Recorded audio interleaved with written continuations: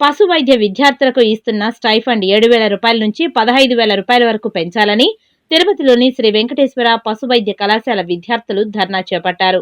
తిరుపతి నగరంలోని ఎస్వి పశు వైద్య విశ్వవిద్యాలయంలో విద్యార్థులు తమ తరగతులను బహిష్కరించి ఆంధ్రప్రదేశ్ పశు వైద్య విద్యార్థి సంఘం అధ్యక్షతన ధర్నాలో పాల్గొన్నారు. ఈ సందర్భంగా వారు మాట్లాడుతూ గత 15 సంవత్సరాల నుండి తమ స్టైఫండ్ 7,000 రూపాయలు మాత్రమే ఉందని, అది రోజువారీ అవసరాలకు సరిపోవడం లేదని, దానిని 15,000 రూపాయలకు పెంచి ప్రతి నెల మొదటి తారీఖునే విద్యార్థుల అకౌంట్లో జమ చేయాలని ఆంధ్రప్రదేశ్ పశు వైద్య విద్యార్థుల సంఘం అధ్యక్షులు డిమాండ్ చేశారు. ధర్నాలో భాగంగా కాలేజ్ మెయిన్ బిల్డింగ్ నుంచి యూనివర్సిటీ అడ్మినిస్ట్రేటివ్ బిల్డింగ్ వరకు ర్యాలీ నిర్వహించి యూనివర్సిటీ రిజిస్టర్ కు తమ వినతి పత్రాన్ని అందజేశారు. పోరాటం చేయడానికి కారణం ఏంటంటే మాకు స్టైపెండ్ అనేది చాలా తక్కువ వస్తుంది. 10 సంవత్సరాల నుంచి మాకు స్టైపెండ్ అనేది 7,000 ఉంటుంది.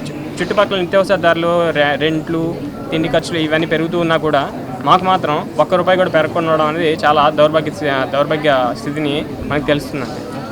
ఇప్పుడు మా డిమాండ్ ఒకటే అండి, చుట్టూ ఇన్ని ఖర్చులన్నీ పెరుగుతూ ఉన్నప్పుడు దానికి ప్యారలల్గా మాకు కూడా స్టైఫండ్ పెంచుతూ ఉండాలి అని మేము అనుకుంటున్నాం.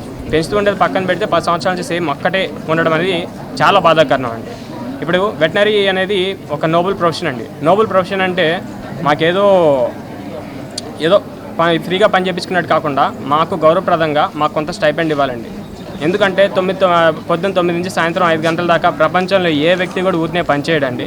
ఒకవేళ పని చేసినా కానీ కనీసం అతను తిండికి అతను ఉండేదానికి సరిపడే డబ్బులు రావని ఎవడైనా అనుకుంటాడు. కానీ మాకు మాత్రం అలా రావట్లేదండి. ఇప్పుడు 7,000 ఇస్తుందండి మాకు నెలకి. 7,000లో మీరు ఎక్కడ ఏ ఊర్లో ఏ చిన్న ఇల్లు తీసుకున్నా కానీ 2,500 తీసుకుంటారండి రెంట్. ఫుడ్ తీసుకుంటే ₹100, ₹120 చాలా తక్కువ ఖర్చు చేసుకున్నా కానీ రోజుకి ₹120 అవుతుందండి. ఈ లెక్కన మాకు ఎక్కడ సరిపోద్ది వాళ్ళు ఇచ్చే ఇంటర్న్షిప్ అమౌంట్ అనేది మాకు అర్థం కావట్లేదండి. సో మేమేం చెప్తున్నామంటే కొత్త గవర్నమెంట్ అనేది కూడా అంతకుముందు గవర్నమెంట్కి చాలాసార్లు రిప్రజెంటేషన్స్ ఇచ్చేసాం.